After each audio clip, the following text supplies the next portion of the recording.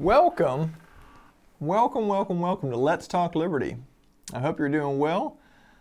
Got a fun broadcast tonight, and tonight I'm going over to the new studio to check everything out, and potentially we'll be in there tomorrow.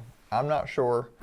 You can kind of see the world going through me right now. I'm wearing it's blue, it's not green, but my suit jacket is not playing well with the green screen, so we'll see.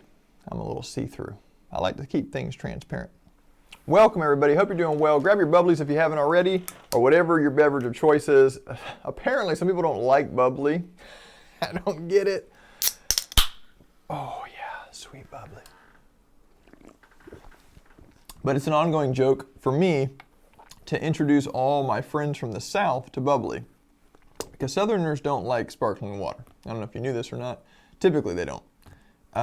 It's an up north thing. And so I learned about this in Boston, and my friends who drank bubbly, the first time I had it, I was like, why would you ever drink that? It's disgusting, But then the key to drinking bubbly and enjoying it is you gotta push past the first 10 or so experiences. And then you enter into that land, that space of just pure bliss. And, not to advertise too much for bubbly here, but no calories, no sweeteners, all smiles, right? That's what bubbly says. But seriously, there's no sodium. I don't know how they make it taste good. I mean, I don't get it. It's a mystery. But there's a lot of mysteries in the kingdom of heaven. Bubbly's one of them. No calories, no sweeteners, no sodium. I don't get it, but it tastes delicious. Anywho, let's get into the broadcast. Tonight we're talking about how to see God. Now this is, if you're new to the broadcast, this is your first time popping in and you've never checked us out before, I'd encourage you to stay past the memes. We always do, in the beginning we have some fun, we start out with some laughter, and usually poke fun at all the tyrants out there and all the statists out there. We're libertarians, which means we believe in liberty. We believe that God's way is one of mutual honor, right? God respects our free choice, which is a beautiful thing, but also a dangerous thing, right? And so we believe that that's how the world should operate. We should respect one another, and that means you can't have something like a state. You will have government. Government comes about voluntarily, and it's the power of the government is derived through the consent of the governed. It's voluntary. This is everywhere via spontaneous order. You see governments all over the place, and there's legitimate government, and the government is, of course, legitimate government is an expression of Christ on the earth. But we start out, Let's Talk Liberty is kind of a politically driven and an economic driven broadcast. But then we get into a message, and the message is usually spiritual and uplifting, and hopefully to give you something good to eat as well, because we don't want to just, poke fun at all the stuff going on in the world and laugh about it, which is definitely fun. We also want to leave you edified that you had a good meal. And so today we're serving up a hot dish of how to see God. And this is one of the most important, whether you're a believer in Jesus or not, Jesus teaches how to see God. We're going to break it down line by line. And if you're, new to the broadcast, if you're new to Christianity, if you never really heard the teachings of Jesus, I'd encourage you to check this out, because when the way I came to the Lord, I'll just back up just a tiny bit here. And for those of you who know me, you kind of know my story, but I was raised in atheism and unbelief. And I was 21 before I really started to consider Christianity. That was the one worldview in my early seeking, and I was a truth seeker since I could remember. But it's like I went everywhere besides Christianity. I was, hey, what's up, Kyle? What's up, Dennis? I wasn't afraid. Yeah, I'm wearing a suit coat, man. It's getting professional up in here. I even had this thought. I'm going to keep just like a wardrobe section with just all my different suits, so that I can just wear a t-shirt every day, show up, and be like fly, I don't know. I'm thinking about it. Might not be a bad idea. But I would go down many different worldviews, and Christianity was just one of those off limits. Don't go there. That's the one place you can't go. And when I sort of finally stopped my rebellious streak against God and began to seek truth with all my heart, I stumbled upon Jesus, of course. He is truth. He is truth in the flesh. But one of the reasons I was drawn to Jesus is I heard stories about him from the Bible, and I was shocked at how cool he was, how different he was than what I expected. I expected, based on my experience with religion, I expected something, very man-made, very controlling, very lame and boring. I mean, honestly, I wasn't ready to meet the biblical Jesus. I was shocked at how cool he was. I was shocked at how his answers actually provided the most comprehensive, the most, the explanatory power of the way he describes the world. When he says, hey, this is how the world really works, his answers, his viewpoints, his mindsets were so deep and so powerful and so real. I just fell in love with Jesus. I couldn't take my eyes off of him. I couldn't wait to hear what he had to say next. And I found that he was living. Through the scriptures, I found that Jesus was still very much alive. And as I dug deep into the person of Christ, one of the things that I learned is how to see God. And I want to share that with you tonight. So again, we're going to start out with some funny stuff. First, I'll get a thumbnail. Start out with some funny stuff here and a family update. And then we'll get into the teaching. But please stick around if you haven't ever heard this teaching. If you're interested in what do you even mean, how to see God, it's a really important teaching. And I invite you to stay tuned. So let's jump right into it. Today's sponsor, Let's Talk Liberty, is brought to you by striped socks. Why aren't we bringing this back? Knee-high socks with just a few stripes on them. This should be in everybody's wardrobe and mandatory. I mean, I'm a libertarian, but I got to draw the line somewhere. Obviously, there's a legitimate role for the state to force people to wear these every day. I mean, be reasonable. I also just want to point out the awesome eyewear they got going on there. Just an all-around stand-up shot. It's actually me and my brother, probably. I mean, it wouldn't surprise me. Family update. Here's my main man, Sam. We got Isla and Jubilee and Ocean on the left side, but Sam is just this story. I'm gonna tell a little story about life on the farm. This was a very funny. Hey, sorry. This should be one of the last broadcasts where the live stream sucks. Okay. This should be one of the last ones. We're fixing it. Praise be to the Lord of heaven. So, if you're on Facebook, I've heard that YouTube's live stream is better. So check us out on YouTube if you want a better live stream experience. But like I said, we're, Lord willing, fixing that problem this week. We just got to set up the studio, but the actual internet connection has been secured in our new mobile office. And so really grateful for all the hard work Uncle Reese has been doing. Hopefully he'll join me on the broadcast soon too. I got a fun topic I wanna explore with Uncle Reese. So, but in this picture, let me just tell you the backstory on this. This is part of what we do, Let's Talk Liberty, is we want our children to have like a living journal later that they can always go back and tap into. And this picture, this is why it's so fun for me, is my man Sam. I'm so proud of him. But I'll just tell you the story. So we were on the farm, and the goat we had never milked the goat before. These are the brown ones are the Nigerian dwarfs. So those black ones are called Spanish goats. Those you don't really milk them. I mean, you can, but they're really known for their meat. They're meat goats. So we're gonna eat those goats. Yeah, it's gonna be awesome.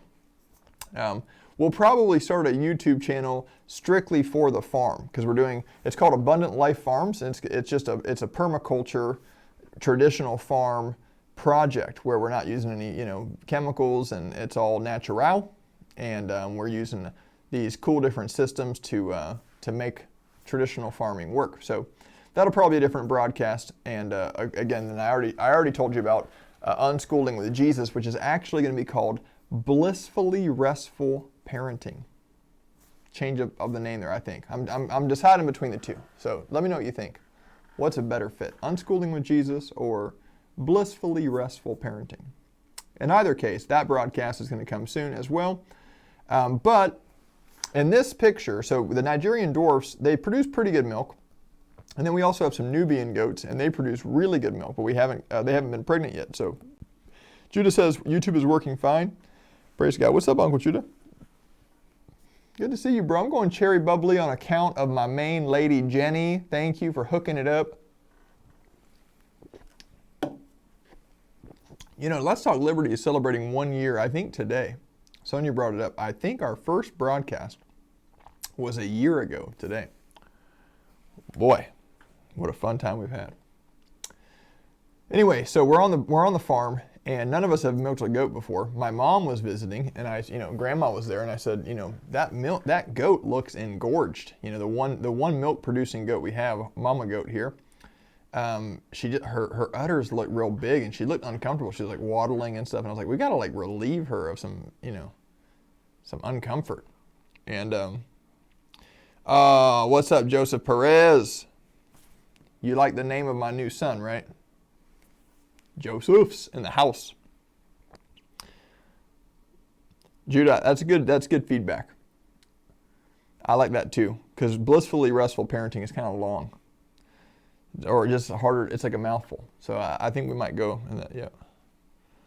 Yep. Hey, and I saw your comment on YouTube, Kyle, but I don't see them live, so I'm sorry about that. So comments I watch on Facebook, and then, YouTube I neglect. But that's one of the things in the mobile studio we're trying to do is get a screen that actually displays the comments, and that should be fun. We'll see.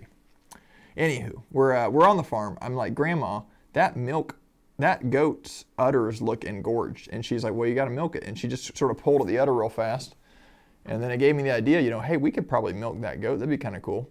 Well, here's the cool part of the story is we are, yeah, awesome, Kyle. Okay, that's where we're going then, I think, unless an avalanche of people that I respect go in the opposite direction, which I don't see that happening.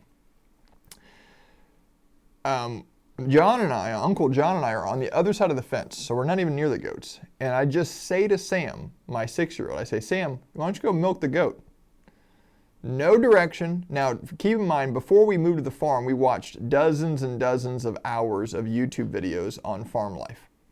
And Sam had remembered how to milk the goats from a YouTube video. And he just went over there with a bucket and started milking the goats and successfully milking the goats. And it was awesome. We're so proud of him. He was so brave. He just went right into it. And then the other children saw him doing it, and they got the courage as well, and they did it as well. But Sam led the show, and so love you, Sam boy. That was a really cool memory. All right, let's get into some memes here. Chris Masterjohn, is that his real last name? You know what I mean? I don't think so. Masterjohn, I'm not sure. What do you guys think? I can't actually trust a guy named Chris Masterjohn, but anyway, that's just me. My first reaction was that the unschooling title felt better, but there's something about the word neglectful that's really intriguing. Well, and see, neglectful was the original title, and then I felt like maybe going with restful instead of neglectful, because it's kind of like, it might be more less offensive. But then explaining constantly that blissfully neglectful parenting was the original kind of poke the Lord gave me to start this whole conversation and lead us into this path. But anyway, all fun stuff. So Chris Masterjohn, again, probably not a real person. If I have a question about health, I'll ask the folks who tried giving me free donuts, because they probably care about my health. Oh, thanks, Kyle. Thank you, bro. There's no such thing as freedom of choice unless there is freedom to refuse. I don't know why that's hard for people to understand, but that seems to be difficult right now to grasp. We shall no longer be known as the unvaxxed. We shall be now referred to as the purebloods. Who's with me? I think I'm just going to go around. I might make shirts that just says, I'm a pure blood. It sounds more epic, like we're part of a, awesome story. When you forget to unsubscribe from the free trial and you're charged for the first month. I'm never going to financially recover from this. Been there. Very, very disappointing when that happens. I mean, that sucks. That absolutely sucks.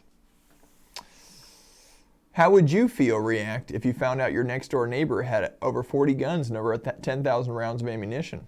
Did we just become best friends? Yep. So this is for Greg. By Greg, for Greg.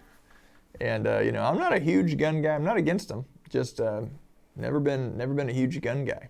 Don't own a gun, never have. Not sure if I ever will. The idea of hunting does intrigue me. Self-defense, still not sure where I'm at on that one. But, hey, I'm totally pro-freedom. And if my neighbor owned a bunch of guns, I'd feel like that was awesome. I'd have no issues with that. I'd high-five them and maybe even ask them to let me shoot one. Not sure. At a non-human, of course. Zuby, simultaneously trying to sell the third and fourth shots to people who took the first or second, while trying to sell the first one as highly effective to people who have taken zero is a bold strategy. Just think about it. You're going to need the fourth. Really? Really? Well, what happened with the first, second, and third? I mean, what are we doing here? What's going on? I kind of feel like there's no end in sight, a little suspicious. A little suspicious. When your advertising interrupts my video, it just makes me hate your product. So Facebook, I don't know who we got to contact to let people know. I don't know why there's no. Is there a platform that's just true to the user experience and hasn't sold their soul for the almighty dollar? Is there even one that exists? I'd like to know. I mean, I'd like to know. Your immune system. Pfizer. I'm taking you down, son. If you don't know about the 9/11 conspiracy theories, which are just, way more plausible than the official story. Let's be honest. We should probably do would you guys like to see a broadcast about conspiracy theories? I feel like every time I do one, I lose more family and friends, which, it's inevitable. But if you believe that those buildings came down, free fall, demolition style, because of a plane, man, that takes a ton of faith, Not to mention World Trade Center 7, which was a 50-plus story building, a huge building that did not get hit by a plane, that came down demolition style. And if you haven't seen that footage, just check in, type in WTC7 footage. It's just too much. It's just, the thing about these massive acts of deception is there's so many moving parts, it's impossible to keep everything nice and neat. So there's all sorts of problems that happen. And if you're looking and paying attention, you'll see right through the BS. I mean, it's very hard not to. Even like in the spirit, have you ever seen that video of this guy, W? He's at the school when he's told about, the terrorist attacks. When he's told about, and I'm not laughing at the people who died, by the way. It's a horrible crime. But if you really care about the people that were a part of that tragedy, you'd want justice. Now, we trust the Lord with justice. He's going to reveal all things. But, you want deception to be exposed because you care about justice. You love the truth. I mean, this guy is sitting on a. You should watch this video if you haven't ever. It's really bizarre. In fact, I should do a better job at preparing my broadcast and having the video preloaded so I can show you right now. And I don't have that. One day we'll have like a studio with like a studio tech, and like while I'm just rambling, he can be looking for the video or she can be looking for the video and throw it right up on the screen. Wouldn't that be awesome? Anyway, it's a video of W sitting reading a book or listening to a teacher, basically help students sound out words and stuff. And the words they're sounding out are like It's so weird. I mean, just look at the video yourself. It's so weird. This is when the guy comes in and whispers in W's ear like, "Hey, there's been an attack," and he like sits there, you know, he looks absolutely foolish. Because, you know, Cheney would be a better guy behind the Pfizer logo, obviously. George W. just didn't have the, you know, he didn't have the mind to pull it off. But anyway, he's sitting there, and they're reading books like Hit, Steal, like Steel, Steel, Plane, Kite, Must. Like it's like 6 or 7 words, but it's like kite, must, hit, steal, plane. Kite, like plane, must, hit, steal. I mean, it's so weird. Like, what is happening? You know, I don't know. It's pretty crazy. Just check it out if you haven't ever seen it. Pfizer pled guilty and paid $2.3 billion for bribing doctors and suppressing adverse trial results in 2009. But I'm sure nothing like that will ever happen again. You can just trust them. Trust them with everything. Big Pharma, Joe Biden, tell them they need a booster shot.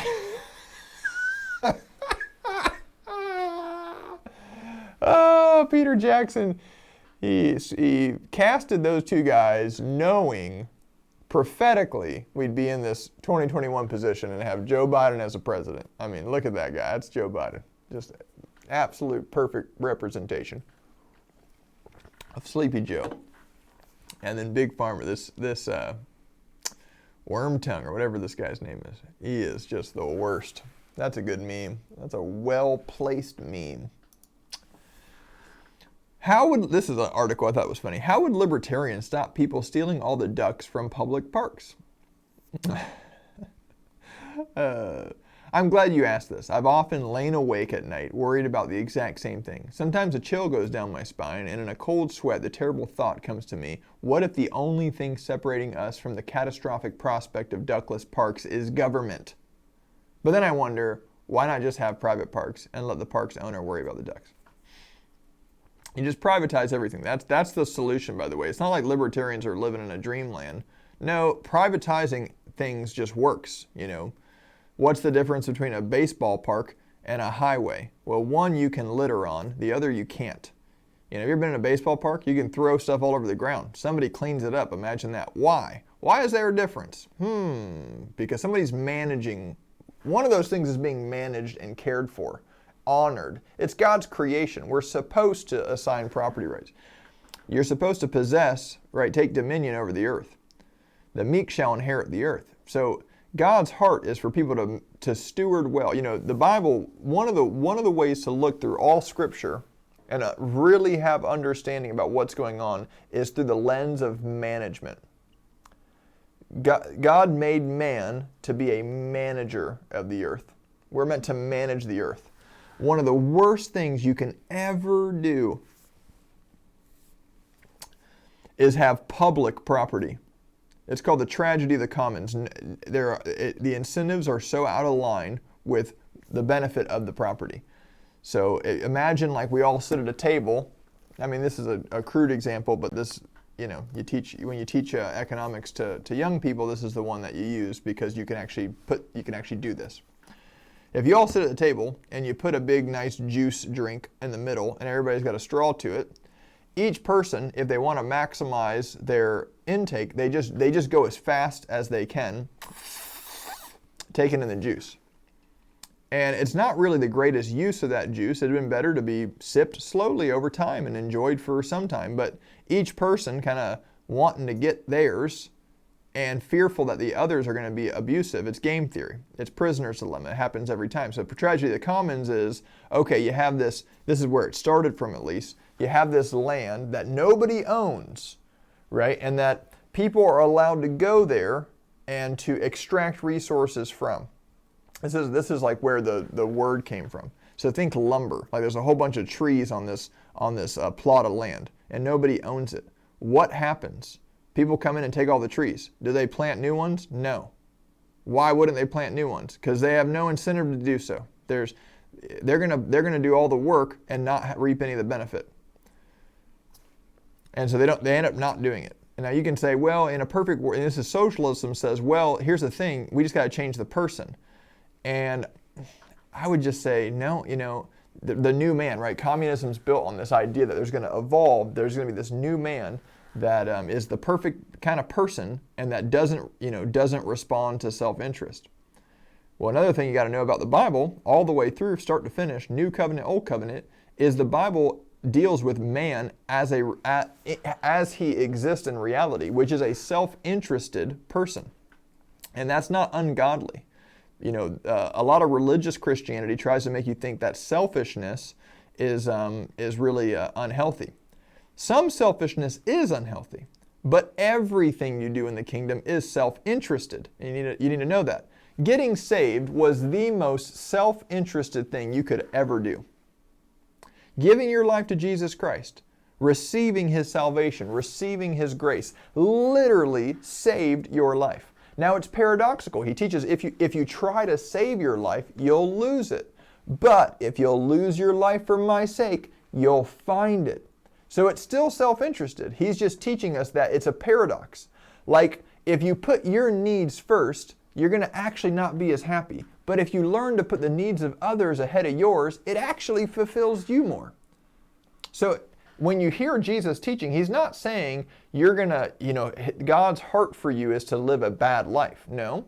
In His famous Sermon on the Mount, the Beatitudes lays out, happy are you, blessed are you, right? He's prioritized your happiness, your joy. He speaks these things to us that your joy may be full, the Scriptures say. So Christianity is very self-interested. And self-interest is not bad, it's godly. Just there a lot of the paradoxical nature of man is what Jesus came to reveal. Like, hey, you think there's a way that seems right to a man, but its end is destruction. My beautiful wife just jumped on and I didn't text her first. I'm sorry, Sonia Bessey. I love you. Forgive me. That was harsh. She asked me, text me before you go on, and I totally forgot. Oh. How's Milkman doing, baby? Can you text me a picture of the Milkman? I've named my son, my new son, the Milkman. For good reason, too. Because he's a milkman. And I have a lot of rap songs already for him. So, yep, there she is. Hey, baby. Sorry I didn't tell you that I was on. I love you. So yeah, Christianity is in a sense, the mind of Christ, the wisdom of Christ is a guide for man to find true freedom and true life. He's come to give us life and life more abundantly. So there's this religious idea that's kind of like, oh, well, you're supposed to, not want good for yourself. No, that's not really the point. The point is people don't know what they really want, and they're under deception. And the devil said, the world system has constructed these means of happiness, but it's actually bondage. And Jesus came to say, oh, I realize you want to be happy and you want to be free. In other words, you're self-interested. Jesus came to say, I realize that. I'm also invested in your self-promotion. I'm also invested in your self-preservation in the right way. Hear me out, in a godly way. I want you to truly thrive. But the way you thought you would thrive was wrong. You were deceived. And I'm come to teach you how to truly live. But self-interest is a beautiful thing. Anyway, you're probably wondering why I have this random meme up on or this screenshot. Well, it stems from the way you solve. Libertarians do have a solution to how would we do things without the state, and that you just privatize things. You assign property ownership. And when I say you assign, not like some person, not like some wise overlord over everything is making the decision. No, let people figure it out in the marketplace. That's how all markets, imagine that island economy. We all land on an island. How does property ownership come about? Legitimate property ownership through homesteading. Locking homesteading is the most basic way you come to acquire things. And then through free trade, right? Gifts, trade, inheritances, so on and so forth. Through voluntary transaction. So if I go into a forest and and take off a branch that no one else had previously homesteaded, and I make a fishing pole out of that, well, I have the greatest claim over that fishing pole, right? I mean, who else has a greater claim? You know, the guy who sees me do all the work, and then he comes to me and says, hey, that's my fishing pole. No, it's not. It's not your fishing pole, right? And I think most people would agree that kind of stuff is obvious. It's patently obvious. So we don't have there's not too much debate. Now, there are some gray areas in property ownership, for sure. You know, how do you homestead the oceans? Well, it can be done. It has been done several times in history. It's not impossible. But there's complexities, for sure, in the world. But the general principle is you privatize things, and then you don't have waste. You don't have the dishonor for God's creation. You end up managing it well. Even people that are ungodly, by the way, because they're driven by self-interest in the marketplace, all the pressure is on them doing the right thing. You know, give you an example. If you're a homeowner and all you want to do is sell your property for the highest dollar amount, or the most value, so you're not thinking about doing the right thing. All you're thinking about is, I want to make sure that I get the most dollars out of this transaction, which is, in a sense, you'd say that's a really, it seems like a twisted, perverse motivation. But hear me out. Even with a person who's godless and who doesn't care about doing the right thing, they have an opportunity to take a seed like an avocado tree and put it in the front yard. And it's good to grow trees. It's good, but in their mind, that avocado tree takes 10 years or something to produce fruit, whatever it is. It takes a long time, and they're going to sell the house next year. But still, even driven by profits or higher sale price or whatever, they still have an incentive to plant the tree and to take good care of it and to honor it. And so just the market system is a beautiful way to manage this amazing earth that God gave us. Anyway, on to the next point. But I like that. Be sure to bring up politics at Thanksgiving dinner. It's going to save you money on Christmas gifts. Follow me for more holiday tips. It's a perfect time to bring it up. Just come in right in the door and just say, hey, let's talk shop. No, seriously though, I always get in trouble around the holidays. Some people wouldn't know tyranny if it covered their faces, locked them in their homes, enacted the biggest wealth transfer in history, censored them, made them show papers, and force medicated them. And there's my picture of the milkman. Oh my gosh! Can you see that? Can you see that picture right there? Oh. Let me see if I can get that back. Can you see that guy? Kind of out of focus. What a cute man. Oh my gosh. The milkman. He's going to get that milk. If you got milk, you better watch out. The milkman's coming for you. A lot of songs go through this. Okay, how to see God. So this topic is, as I grew in Jesus, one of the questions that I kept going back to is how to hear God. Like, I wanted to hear God. I wanted to know, I wanted Him to speak to me, which is very important. But in the scriptures, almost always, God speaks through visions, through sight, through the eyes. It's really interesting. You can do a word study on this. Though God's word does come to people. But oftentimes, I would say the majority of times throughout Scripture, people see. And that seeing is right, when Jesus says, those who have eyes to see, let them see. Right? Those who have ears to hear, let them hear. It's a spiritual sight. But it is very real. Make no mistake about it.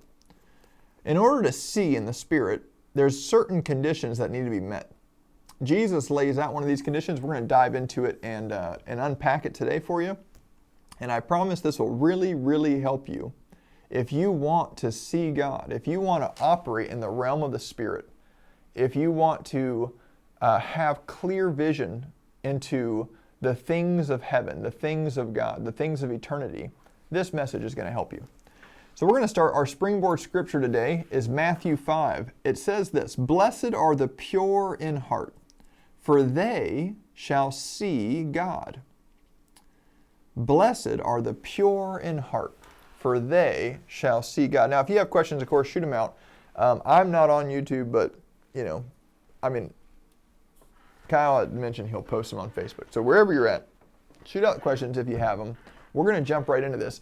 And also, let me know if you like the format of this broadcast, because I want to do more stuff like this, but I also want to make sure it's edifying to you. So you'll see what I'm talking about throughout this broadcast. But we're going to go into the Greek and Hebrew when necessary, when appropriate. This is all New Testament, so this is Greek.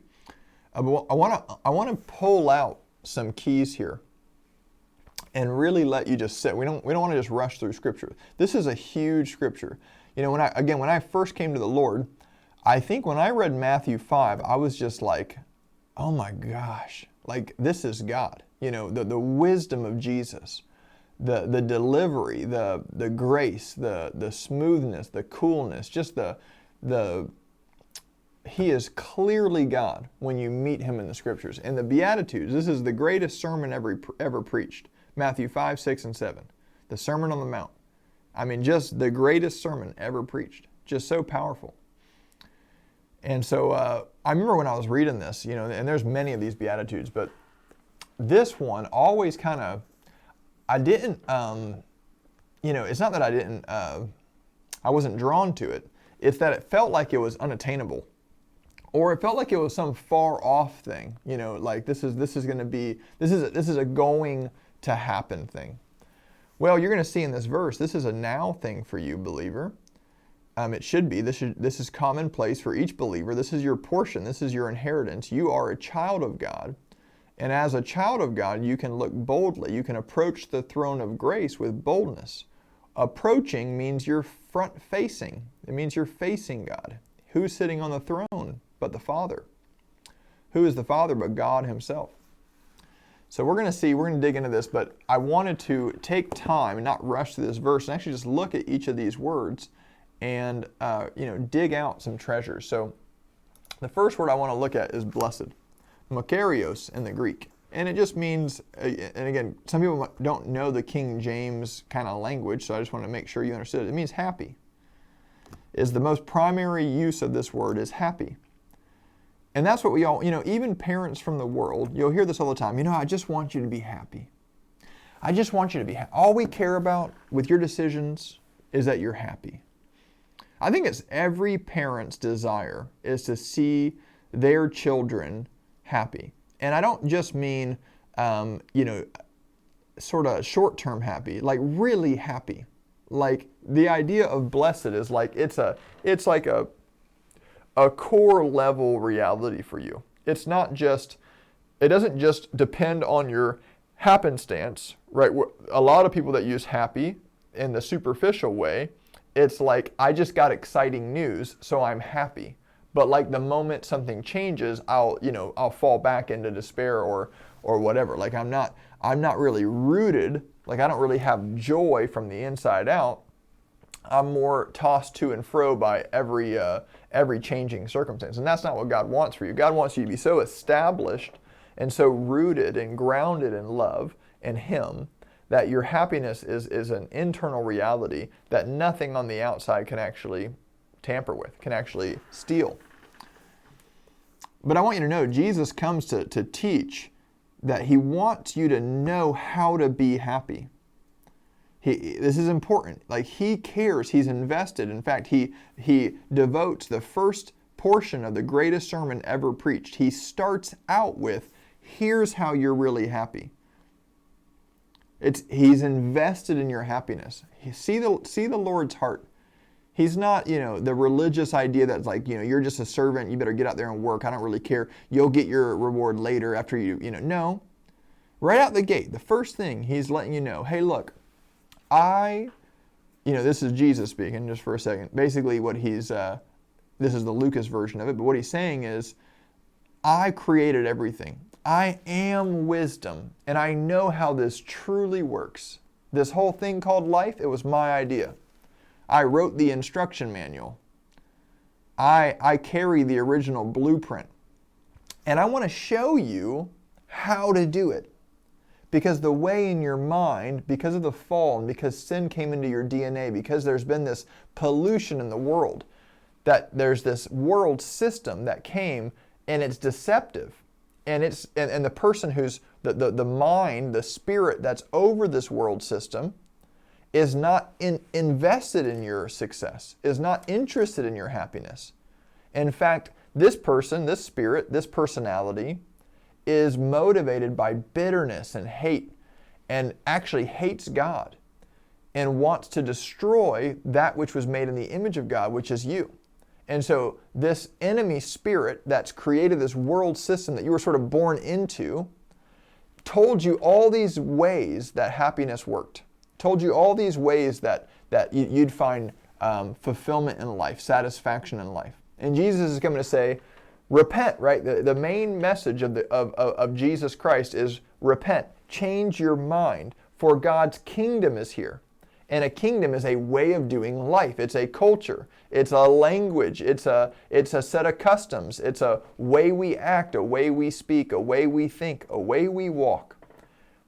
So he came to say, hey, look, change your mind. Heaven's here. I know you thought it was like this, but it's really like this. And one of the greatest tragedies, I guess one of the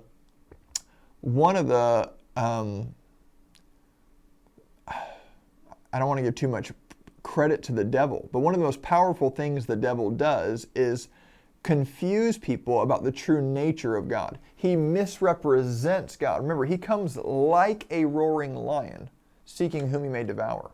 Well, the king's wrath is like the roar of a lion, Proverbs says. And so he comes as that angel of light, and he misrepresents the Father's heart. And he has people all over the world absolutely confused about the nature of God, what God is like. And Jesus came to be a perfect manifestation of what the Father is like. He came as the exact representation, as the exact imprint of the Father. Right? He only did what he saw the Father doing. He only said what he heard the Father saying. So if you've seen Jesus, you've seen the Father. I say all that to say, he starts out this amazing sermon by prioritizing your happiness. And one of the keys is to be pure in heart. And why will this make you happy? Because you're going to see God. Blessed are the pure in heart, for they shall see God. So right there, there's a lot wrapped up in there. First of all, to be happy, one of the keys, one of the things you need is to see God. In other words, seeing God will make you happy. Seeing God will make you happy. So we're going to keep digging into this. And if you have questions, if I go too fast or if it's confusing, please shoot them out. I'm sure it'll help the group too. Pure. It's a word, katharos, in the Greek. And I found this really interesting. And I did this study years ago. And I was jumping back into it. And I just felt like, man, I gotta share it today. And I bumped back today's message to tomorrow. So I just thought it was a really important message for now. Okay, so katharos, it means clean, pure. But then I really think I want you to focus in on this third and fourth meaning. Clear of responsibility, innocent. Blessed are the pure in heart, the innocent in heart, the heart that's been cleared of responsibility. Think about that. Let that sink in. Happy are you when your heart has been cleared of responsibility. Happy are you when your heart is innocent. We're going to keep going. I might circle back to some of this, but heart is from the word where we get the word cardiac, or, cardio. It's the word cardia in the Greek, and it denotes the center of all physical and spiritual life. And so we know the heart. Hey, Gregory, you wild man. Good to see you, bro. We know the heart is the central organ of the body that pumps blood. Oh, nice. Jenny just posted a picture. I'll have to check that out soon. But spiritually speaking, It's the heart of your, it's the center of your spiritual life. Out of the heart flow all the issues of life. It's the seat of the will. It's the part of your soul that is, it's sort of who you are. The heart and the spirit are eternally linked. Okay, so again, so blessed are the pure in heart. If the center of your spiritual life, if the core of who you are is innocent, you are happy. Why? Because you're going to see God. We're going to keep going. I get just chills with this message, and I hope this blesses you too. The word see is the word optonomai. Now, every time I see this word, I have to do the little Strong's thing where it says it out loud, and I still get it wrong. But optometrist, it's where we get the all those words from in our English language that have to do with the eye. But this is what I think is so cool about this, and this is what the Lord stopped me on today and said, this is the heart of this message, so I want you to get it. Obviously, the first meaning of this word is to look at, behold. But the second meaning of this word, I believe in this verse, it is paramount that you understand the second meaning of this word. To allow oneself to be seen. Okay, so this is what this word means. To allow oneself to be seen. So the way that, if you read Hebrew or Greek, that when English people do interpretations of ancient languages, we are, and I'm not criticizing it, there's no other way. I mean, this is the way these things work. I mean, they've done thousands of hours of scholarship. It's not just like they're guessing, but in a sense they are guessing. Because there's a word here, and they're trying to put a meaning to it. So in the Greek, you just have this word see and then theos, which is God. And it can usually it just means the true God, the one true God, or in Christianity it means Father, Son, Holy Spirit, the Trinity, the triune, the one true God, right? And so you have this word God and you have this word see. Optonomai. Optonomai theos or whatever, okay?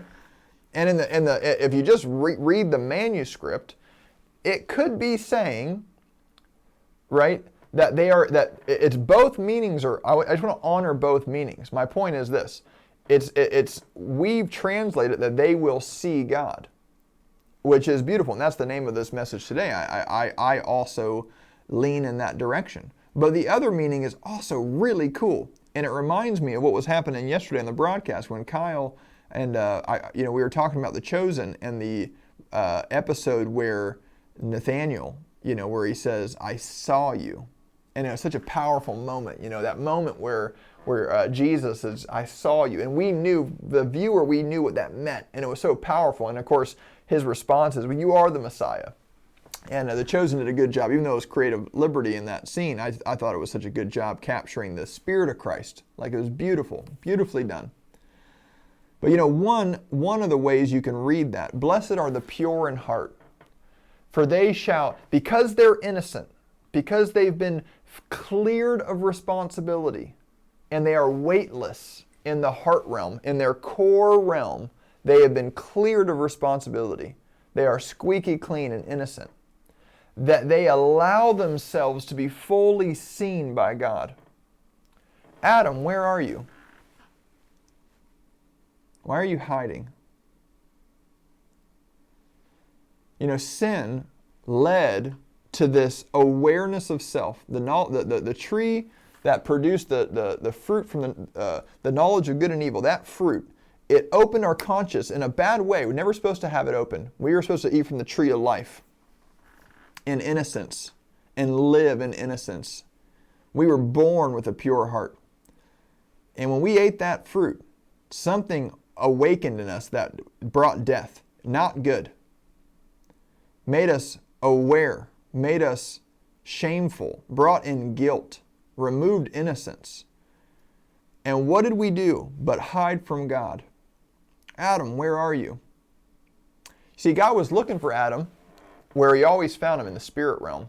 But Adam had fallen from the spirit realm. And he wasn't where he was supposed to be. Now, God knows everything, so the question is certainly rhetorical. Or the question, in other words, the question was for Adam's sake, not for God's sake. It's not like God was confused. Remember, the Lamb of God was slain before the foundation of the earth. God already knew the end from the beginning.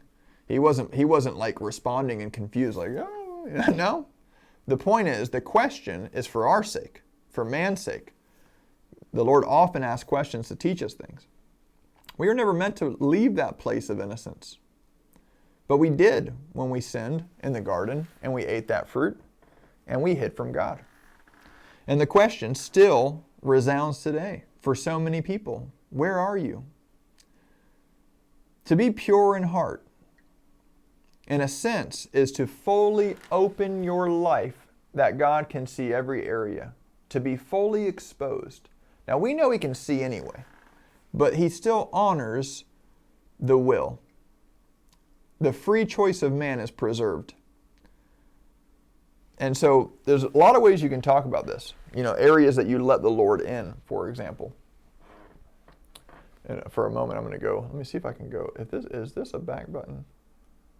No. Oh, let me go back over here. I thought I had a back button on this thing. Let me see. Nope. I have to figure that out. On accident, I hit a button the other day and it went back on my mouse, and I'm like, I got to find that. Anyway, I'll do it some other time so I'm not wasting your time playing with technology. But I'm going to go through that progression one more time so that we can all see it again, because this is powerful stuff. Don't just take my word for it. Check it out for yourself. Blessed are the pure in heart, for they shall see God. Another way you could read that is blessed or happy are those whose hearts have been cleared from responsibility and made perfectly innocent. For they shall allow themselves to be fully seen and known by God. And this will make them happy. This will make you happy. So how can you do this? Well, Lucas, don't you know what I've done? How can I expose everything to God? How can this even be?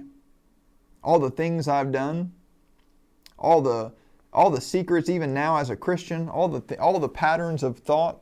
How can I expose my deepest, darkest, true self to pure light, to pure love, to pure innocence?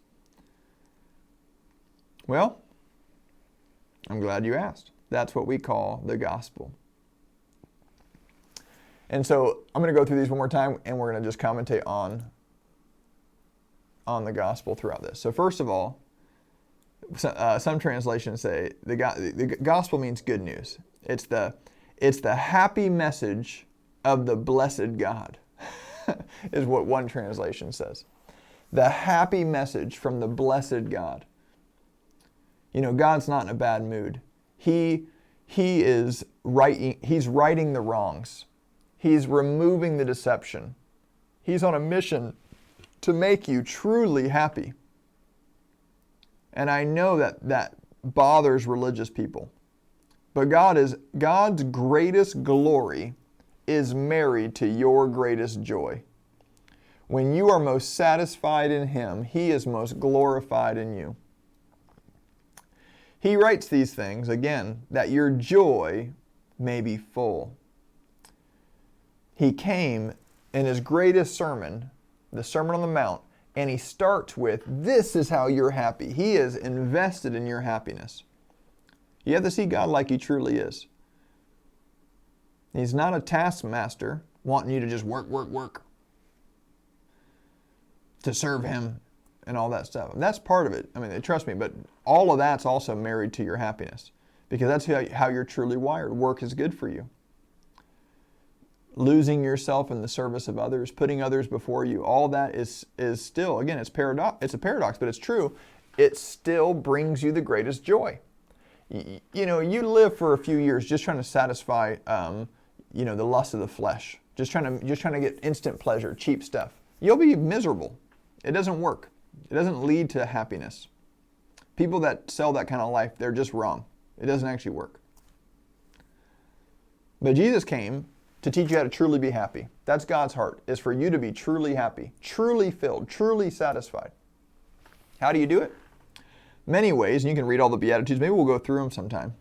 Just do a series where we go through each one like this and break it down. Because it's just beautiful. And it'll preach, man. I'm telling you, it's the best sermon ever preached. Best sermon ever preached. Pure is the word katharos, like we said, and it means clean, pure, clear of responsibility, innocent. And this is, if you understand the gospel, you understand this is the primary, this is the good news. That Jesus, the perfect Lamb of God, who came to take away the sins of the world, which is another way of saying make you pure, make you innocent. This is the sacrificial lamb that we saw all throughout the Old Testament. When that lamb was brought by that sinner, the high priest looked at the lamb. And if the lamb was worthy, if the lamb was pure, without blemish, if the lamb met the righteous requirement of the law, then the sinner was credited, given the lamb's righteousness as a gift. The sinner was there because it was obvious why the sinner was there. But that purity, the innocence of the lamb was transferred to the sinner. And the sin of the sinner was transferred to the lamb. The lamb was slain. And the blood was spilt. And there was remission of sins. There was forgiveness of sins. For without the spilling of blood, there is no forgiveness of sins. So Jesus Christ, our Lamb, the perfect Lamb, the eternal Lamb, worthy is the Lamb. He's going to receive all the honor and all the glory. Get the glory, Jesus. Get every drop of the glory. That Lamb, the question, friend, if you're wondering about your innocence before God, stop looking at yourself, because God's not looking at yourself to determine your innocence. God is looking at your Lamb. And your only question, and this question, once you learn to meditate on this question and to focus on it and for it to become your reality, is my lamb worthy? Is my lamb pure? Is my lamb perfect? And if the answer is yes, which it is, if you've trusted in Jesus Christ, that's what it means to be a Christian. You've believed on, you've trusted in, you've accepted the Lamb. If that's you, then you can approach the throne of grace with boldness. Why? Because that Lamb, the purity and the innocence and the cleanness of the Lamb was given to you, independent of your worthiness. Obviously, you didn't deserve it. It's called the gift of righteousness. And you receive it through faith. You put your trust in the Lamb.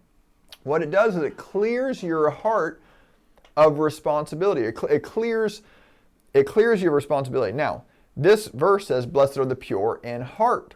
And that word again is cardia. It denotes the center of your spiritual life. You move from the heart. It's the seat of the will. It's the core of who you are. That portion of you, with every ounce of you, you need to trust in the Lamb so that the blood of the Lamb covers every single molecule, every atom of your being, down to your very center, where you understand innocence. Like a child, you are made completely clean from the inside out. Now, when that happens, you will see in the Spirit. You will see God. You'll approach His throne, approach front-facing the throne of who? God. With boldness and confidence, knowing that you'll find help in your time of need. When do you need help? When you fall short. People think that, I'm in sin, I can't go to God. Wrong! Why was David a man after God's own heart? Because when he was stumbling, he knew not to run away from God, but to run towards God. He understood that God was a friend of his, that he could go to his friend when he needed help. That's why he was a man after God's own heart. And so the key to seeing in the Spirit is having your core made innocent. And the only way that that's possible, you'll never do it on your own. You'll never earn that. you'll never have a pure conscience because of your works. The only way, and this was the wisdom of God, this is called the gospel, is to receive Jesus as your lamb, to put your trust in the perfect sacrifice, God himself in the flesh, the lamb who came to take away the sin of the world, in other words, to make you innocent. Once you've received that amazing gift, that gift, by the way, comes with God himself via the Holy Spirit. Because once your temple's cleansed and made innocent and pure, God himself can dwell in your temple. Your body is the temple of the Holy Spirit. God dwells within you. Innocence dwells in your heart. Now, as you operate in that realm, as you receive that innocence, as you abide in that, what's going to happen is you'll begin to see in the Spirit. You'll see God. And again, that word theos, which I think did we add that? No, we didn't add that one. Yeah, I got a little lazy there. The word theos, it can mean, obviously it means God, the one true God. It can mean the Godhead. It can mean Father, Son, Holy Spirit. Usually when they're talking about Jesus, the word is Christos. It's a Greek word that's for the Christ. So theos is usually for more God the Father or the things of God. And so when it says, blessed are the pure in heart, for they shall see God, you can also, they shall see heaven. They shall see the divine realm. Everywhere they look. And I want to share this verse with you. I didn't put it in the notes, but just, this shows up in two places in Scripture. Anytime a verse shows up in two places, take note of it. It's important, for sure. If he says it once, it's important.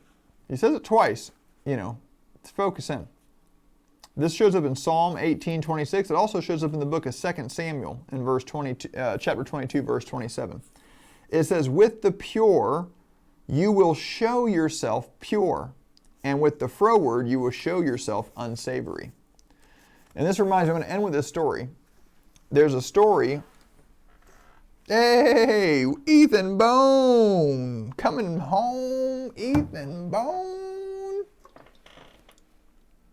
I love Ethan Bone. I'm just saying, I'm a huge Ethan Bone fan. Top 5, top 5. Okay, there's a story Jesus tells, and there's so much, there's always layers with Jesus, always layers of wisdom, and it's so fat once you get in there, it's just awesome.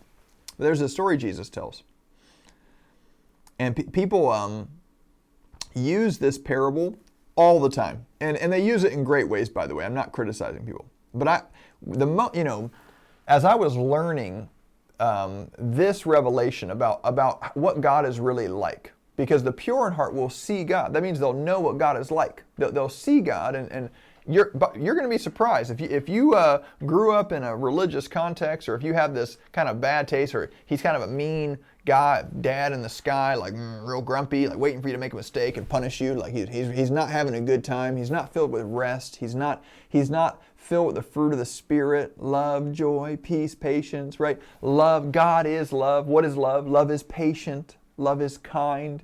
Right? People get this real religious view of God. He's in the clouds, not having a good time, real upset. Sin's everywhere. I don't like sin. I'm going to strike it down. Strike it down. Obviously, God hates sin because he loves a sinner. But he's not. Right now, we're in a season called the season of grace. It's called the ministry of reconciliation, where God's not holding the sin of the world against them. Like, God is not having a bad day. He's on the throne. He won. The victory is his. It is finished. He is celebrating eternally joyful. In his presence is fullness of joy.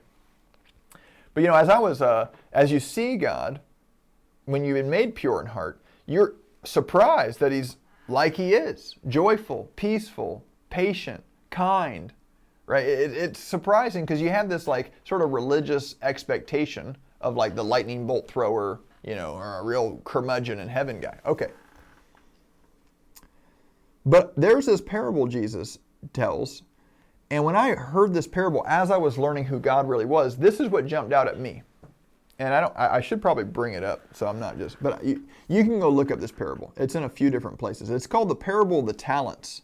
Again, I hear it preached all the time, but rarely do I hear it taught with this in mind. And if you don't remember this parable, he's basically teaching many things. Again, there's layers. One of the obvious teachings is about stewardship, okay? If God's given you 5 talents, he expects you to work that and manage that. Remember, that's one of the themes throughout Bible is management. You know, manage that and make 5 more talents. Okay. Well, he gives a guy 5, he gives a guy 2, and he gives a guy 1. Something like that, right?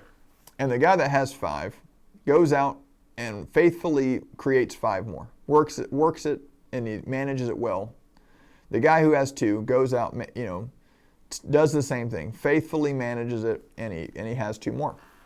But the guy who has 1, and this, again, this is so interesting with this idea of what God is really like. Because you should look at this part of the parable with fresh eyes after this teaching and see if you see it too. The guy that has 1 went and buried his talent.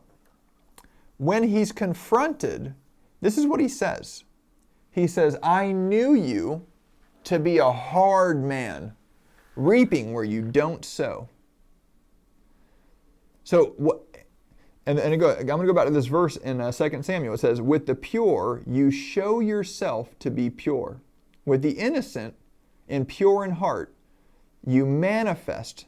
And when they see you, they see a God of innocence and purity and gentleness and humble in heart, lowly, gentle. But with the froward, with the wicked, you show yourself unsavory or froward as well. Now that word is different. So in the Hebrew, that's barar for pure, pure. That word barar is the Hebrew word. And then ikesh pathel, I'm not probably saying that right, but you know, Judah might know. One day I'll you know, take a little more time with my Hebrew studies. Ikesh pathel, so ikesh is froward and pathel is unsavory. So it is a different word, but some translations will just say, with the froward, you show yourself to be froward. In other words, this guy, because he was wicked, he saw God as wicked, as mean, as harsh. And what he thought about God led to the way he chose to live his life, to bury. It made him lazy. It made him not diligent. It made him unwise.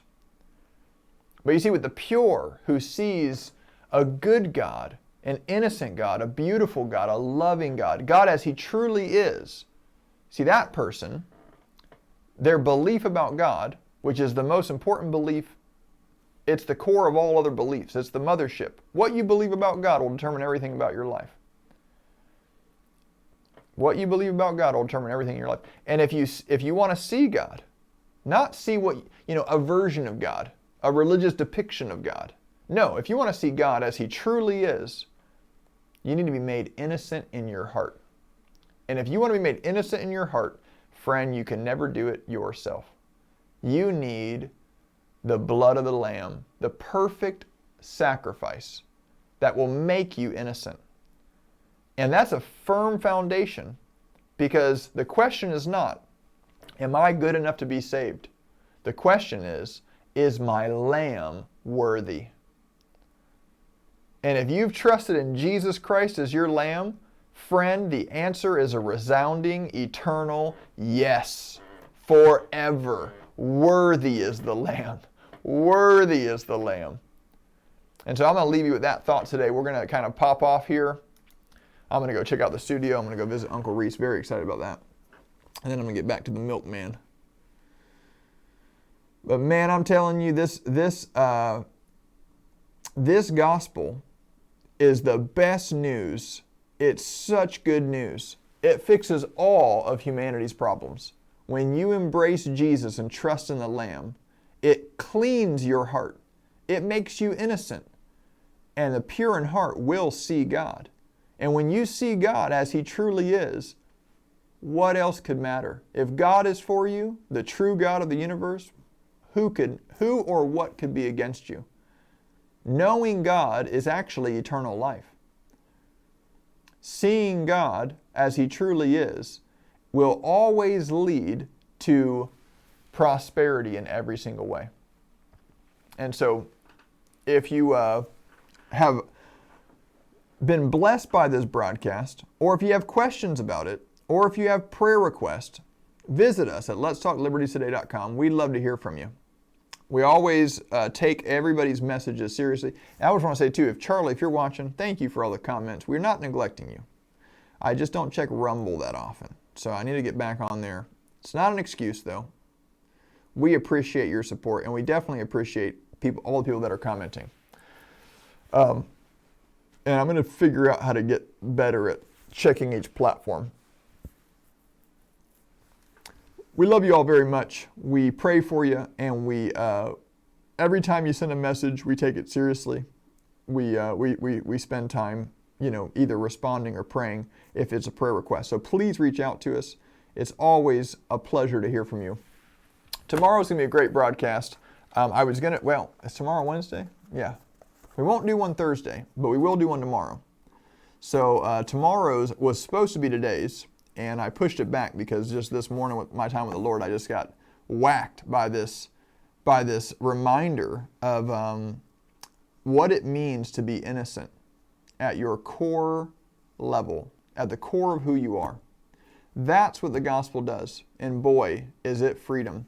That's what this show is all about. Let's Talk Liberty. If you enjoy this broadcast, we haven't really been asking you all to share the broadcast because the live feeds have been rough.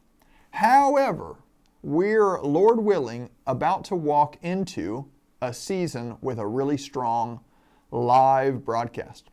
And so at this time, we want you to prayerfully consider if you are convinced that this is a good broadcast and you want other people to enjoy and to get the word out, consider becoming part of our unofficial, street team or whatever. That's what we used to call it, like a hype team that would, be a part of sharing the broadcast, and not just on your Facebook feeds, but sharing broadcasts in different groups, on different threads, subreddits.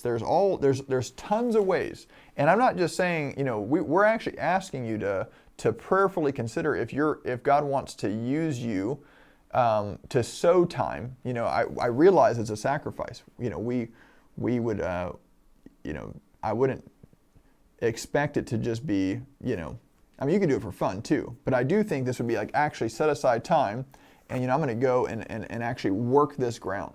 Because when you partner your time, that parable of talents, when you partner your time, your talent, or your treasure with the work of the gospel, and of course that's what we're doing here on Let's Talk Liberty. Let's make no mistake, and let's not confuse it. Yeah, we go into the guise, in a sense, of the freedom in politics and economics. That's sort of our, flavor.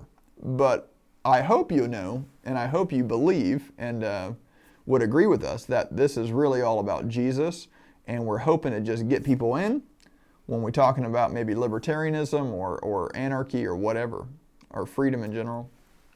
But the hope is to lead them to Christ, because that's where real change happens. You can't solve society's problems with another, economic system or something. I do think free market capitalism is born out of the kingdom of God, but you gotta seek first the kingdom of God and His righteousness, and all the other stuff takes care of itself. So if you feel led to be a part of that, just be praying about it this week, be meditating on it.